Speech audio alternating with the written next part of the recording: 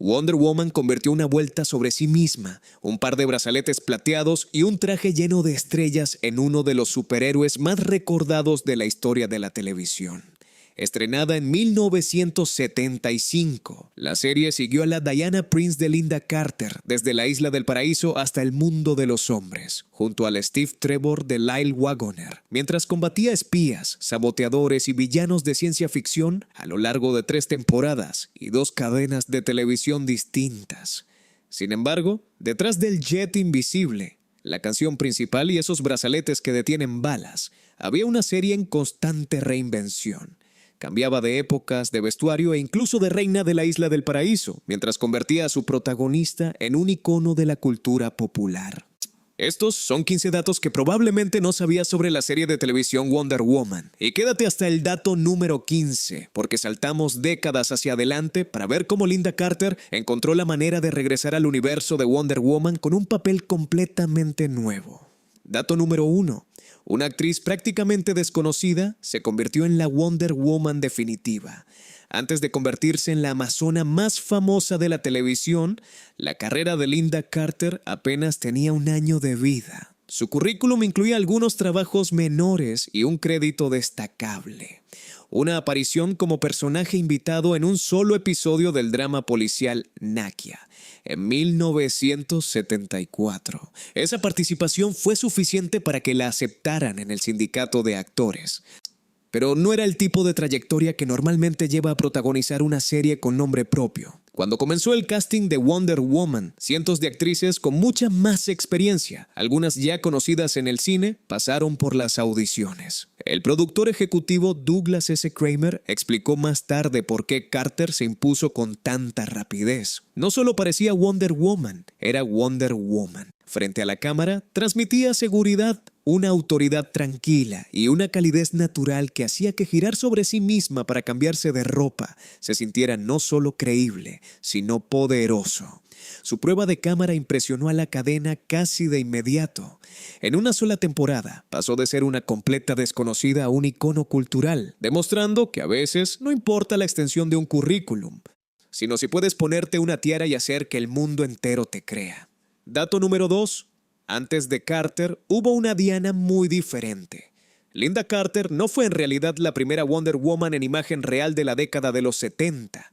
En 1974, la cadena ABC probó el concepto con una película para televisión protagonizada por Cathy Lee Crosby como Diana Prince, y el resultado apenas se parecía al personaje que los fans conocían.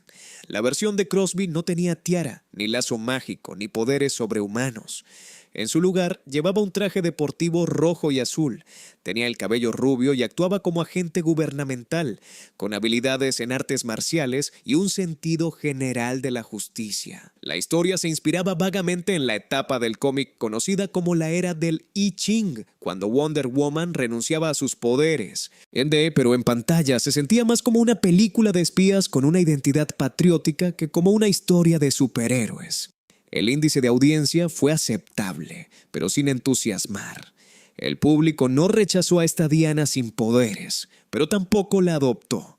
La ABC tomó nota. Apenas 1 año después reinició el proyecto por completo. Nueva actriz, poderes restaurados, traje tradicional y un tono mucho más fiel al material original. Esta vez recordaron que se suponía que era una superheroína. Dato número 3. La serie cambió de cadena y saltó 30 años hacia el futuro.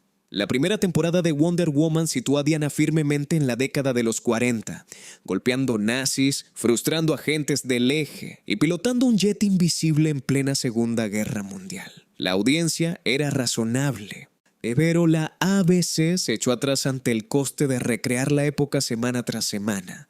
Aviones de época, uniformes del período e infografías históricamente precisas. Así que la cadena se retiró del proyecto. La CBS vio la oportunidad. Su propuesta era sencilla: trasladar a Wonder Woman al presente, eliminar los costosos elementos de época y apostar por las aventuras de espionaje y ciencia ficción propias de los 70. En la versión renovada, Diana reaparecía a finales de esa década como agente de la IADC, ahora usando gadgets modernos y luciendo la moda contemporánea, incluyendo ese cabello con las características ondas de la época. Pero quedaba un problema importante: Steve Trevor.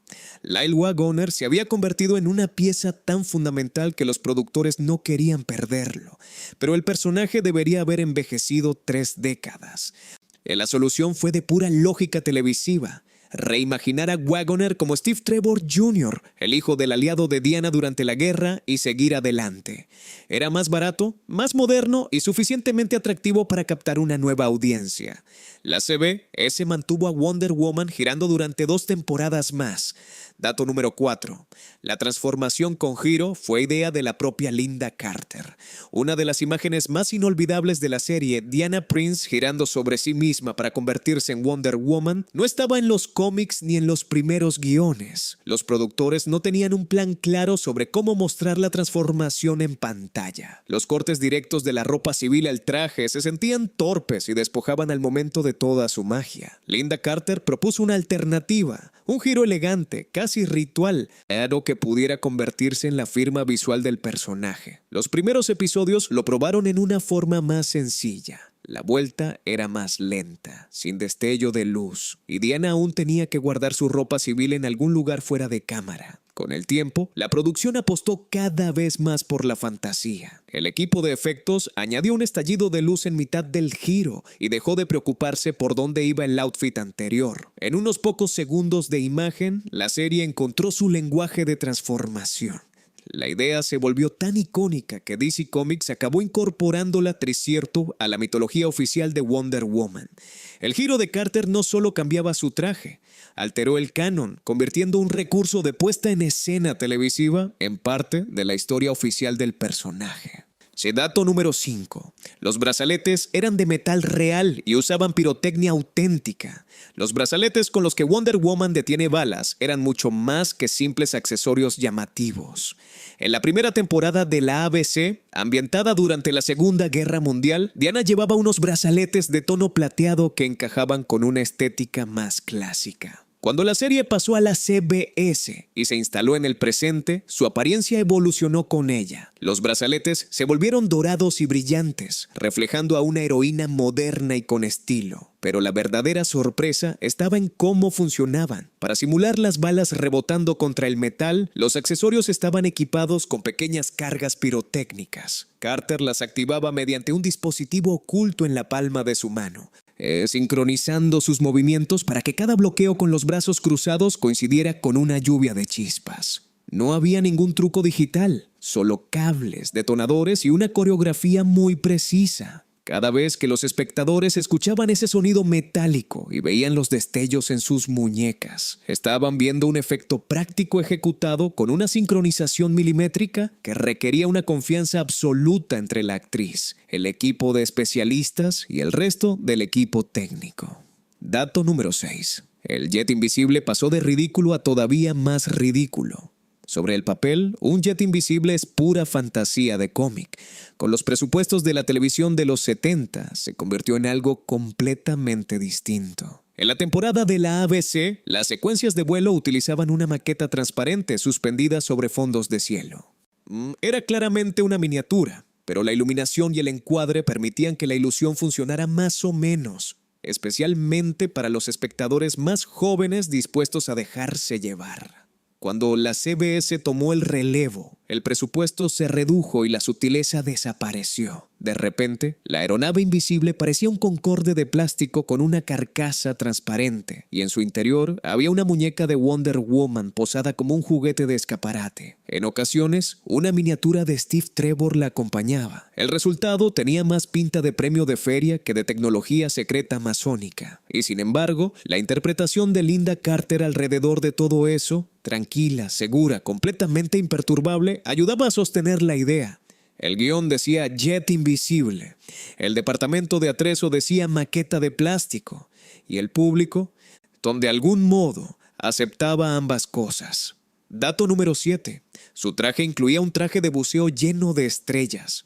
El crimen no siempre ocurre en tierra firme, y cuando los guiones exigían acción bajo el agua, Wonder Woman necesitaba algo que su uniforme habitual no podía ofrecer. El diseñador de vestuario Don Feld intentó inicialmente un bikini patriótico para Linda Carter, pero las exigencias del agua, las escenas de acción y los criterios de la televisión de la época lo hacían poco práctico. La solución fue un traje de neopreno personalizado de color azul, cubierto de estrellas blancas y ajustado al cuerpo. Mantenía los colores rojo, blanco y azul del personaje, a la vez que ofrecía a Carter un traje funcional y seguro para los rodajes bajo la superficie. En pantalla, este parecía exactamente el tipo de cosa que una amazona guardaría tranquilamente en su armario.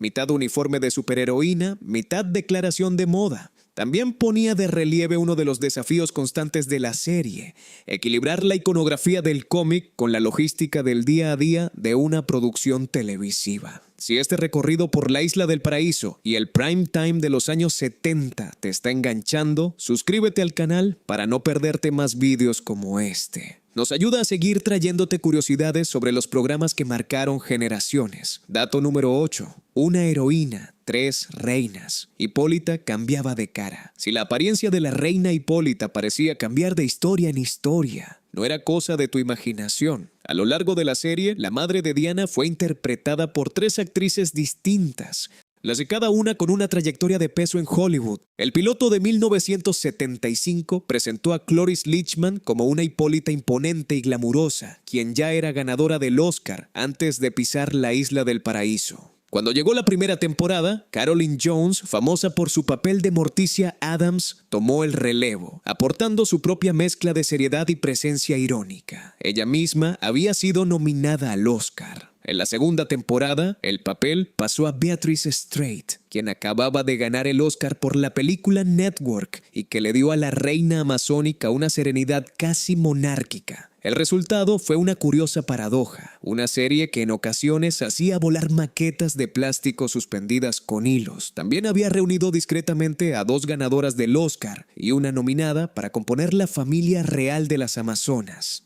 Hereda un dato número 9. El vestuario de Wonder Woman incluía falda y capa para ocasiones especiales. El look más reconocible de Linda Carter es el short con estrellas y el corsé, pero en los primeros episodios su Wonder Woman tenía opciones. La primera temporada introdujo una falda patriótica y una dramática capa en rojo, blanco y azul que aparecía en situaciones concretas. La falda no era para pelear. Aparecía en contextos más formales o diplomáticos, una especie de uniforme de gala, para los episodios en los que Wonder Woman actuaba más como embajadora que como combatiente. La capa, por su parte, era descaradamente teatral. Se desplegaba tras ella en las entradas, ondeaba durante los aterrizajes y añadía un toque extra de dramatismo cada vez que se lanzaba al aire. Cuando la CBS trasladó al personaje al presente, la falda desapareció silenciosamente en favor de los shorts, mucho más prácticos para persecuciones y escenas de acción. La capa sobrevivió, aunque con apariciones más esporádicas, y cumplía una función práctica más allá de lo estético.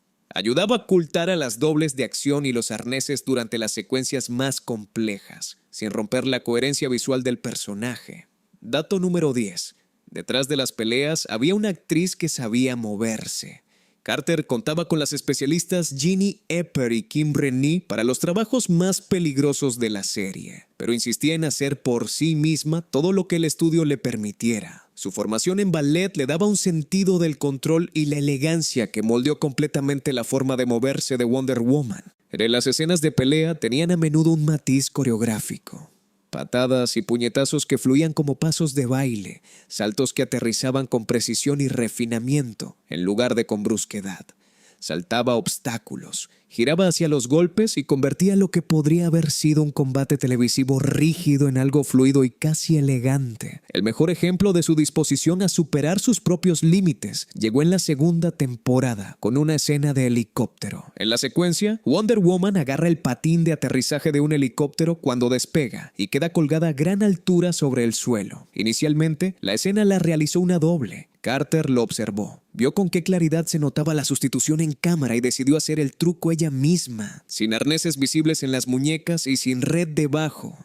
Se aferró al patín mientras el helicóptero ascendía, dejando que la cámara capturara el peligro real. La toma funcionó tan bien que se convirtió en un elemento habitual de la cabecera de la serie. Solo después, el estudio comprendió del todo el riesgo que había corrido su protagonista al colgarse de un helicóptero sobre un barranco.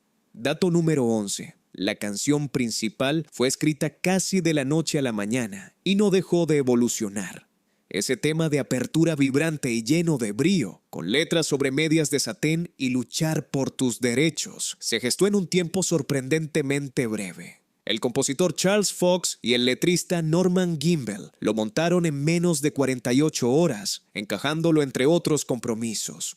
Lograron capturar la esencia del personaje en unas pocas líneas contundentes y una melodía que sonaba como una marcha patriótica fusionada con el pop de los 70. El vocalista John Billor lideró la grabación, respaldado por Marty McCall, Carolyn Willis y Julia Waters. A medida que la serie evolucionaba, la música lo hacía con ella. La temporada de la ABC, ambientada en la Segunda Guerra Mundial, mantenía referencias bélicas en la letra.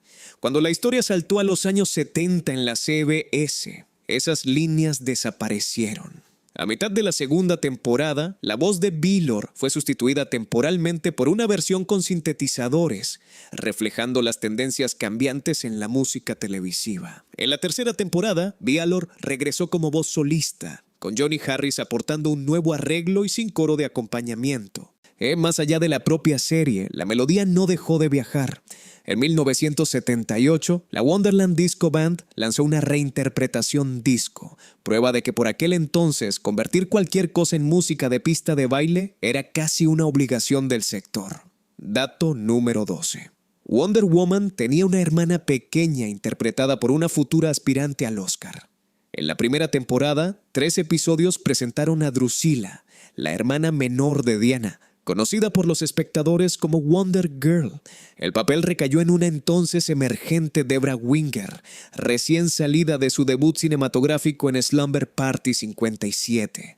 En los episodios El misterio del Femineum, primera y segunda parte, y Wonder Woman en Hollywood, la Drusilla de Winger lucía su propio traje con estrellas, su lazo y su tiara. El personaje era sincero y algo inseguro, como una adolescente de la isla del paraíso lanzada a un mundo para el que nadie le había dado un buen manual de instrucciones. La exposición ayudó a elevar el perfil de Winger, pero según se cuenta, ella detestaba verse asociada al papel y rechazó los rumores de un spin-off centrado en Wonder Girl. Temía quedar atrapada en el territorio del sidekick de cómic justo cuando su carrera empezaba a despegar. Sus instintos demostraron ser acertados. Pocos años después, había pasado actuaciones aclamadas en películas como Oficial y Caballero, Terms of Endearment y Shadowlands, cambiando el entrenamiento amazónico por nominaciones al Oscar. Dato número 13. Fuera de la pantalla, Linda Carter era una cantante en activo con una carrera musical real. En televisión, Diana Prince rara vez tenía motivos para ponerse a cantar. Fuera de la pantalla, Linda Carter ya tenía una trayectoria musical seria y siguió construyéndola durante toda la serie. En el instituto, fue la vocalista principal de un grupo llamado The Relatives, cuyo baterista era Gary Burghoff, conocido más tarde por su papel de Radar en la serie MASH. Después giró con un grupo llamado The Garfin Gathering antes de conseguir el papel de Wonder Woman. En 1978, justo en plena etapa como la superheroína más famosa de la televisión, publicó su primer álbum en solitario, Portrait.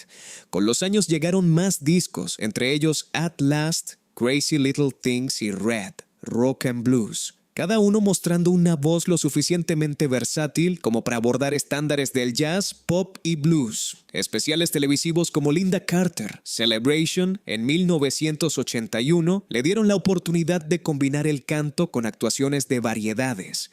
Y ese programa en concreto le valió un Emmy. Décadas después, prestó su voz y canciones originales al videojuego Fallout 4 e incluso subió a los escenarios del West End londinense en el musical Chicago. Para muchos espectadores, ella era para siempre la mujer que bloqueaba balas con los brazaletes. En el mundo del entretenimiento en general, era también una artista musical capaz de sostener un escenario sin necesidad de ningún traje. Dato número 14. La serie pilotó discretamente una nueva dirección en sus episodios finales. Al término de la tercera temporada, el equipo creativo estaba probando una nueva fórmula. En lugar de cerrar las tramas con un final definitivo, utilizaron los últimos episodios para tantear cambios que podrían haber formado la base de una cuarta temporada renovada. En El hombre que no podía morir, Diana se trasladaba a Los Ángeles y respondía a un nuevo superior en la IADC, Dale Hawthorne, interpretado por John Durren. Pero lo más llamativo era la aparición de un hombre genéticamente mejorado, llamado Brett Cassidy, interpretado por el medallista olímpico de pértiga Bob Seagren. Brett era prácticamente indestructible. Las balas rebotaban en él y sus habilidades parecían diseñadas para complementar las de Wonder Woman, situándolo como un posible compañero o coprotagonista. Junto con el fantasma de la pista de patinaje, una historia en 2 partes con sus propios personajes y escenarios nuevos. El final de temporada empezaba a parecerse menos a un cierre y más a una fase piloto encubierta. La CBS, sin embargo, no se dejó convencer. La audiencia había bajado. Y la incorporación de un aliado con superpoderes no fue suficiente para revertir la tendencia. Los últimos episodios se emitieron fuera de orden. La dirección propuesta quedó archivada en silencio y la serie llegó a su fin sin un episodio final formal ni una despedida. Dato número 15. Décadas después, Lynda Carter regresó como una leyenda amazónica diferente. Durante años tras el fin de la serie original, la asociación de Lynda Carter con Wonder Woman seguía siendo muy fuerte, pero se mantuvo al margen de las adaptaciones cinematográficas del personaje. Eso cambió con Wonder Woman 1984. En una escena a mitad de los créditos finales, una misteriosa mujer con una capa azul salva a una niña de caer bajo unos escombros con una facilidad pasmosa y luego se gira hacia la cámara. Es Carter, interpretando ahora a Asteria, que una legendaria guerrera amazónica mencionada anteriormente en la película como la portadora original de la armadura dorada que Diana viste más adelante. El momento duró apenas unos segundos, pero tuvo una resonancia muy superior a su duración. Carter no estaba retomando su papel televisivo, sino entrando en una nueva pieza de la mitología, una amazona veterana cuya existencia conectaba diferentes épocas de la historia del personaje. Para los fans de toda la vida, se sintió menos como un simple guiño nostálgico y más como un simbólico relevo del testigo y a la vez una reivindicación de un título. No hicieron falta efectos especiales para hacerlo funcionar. Décadas después de ponerse el traje por primera vez, la presencia y la historia hicieron todo el trabajo por sí solas.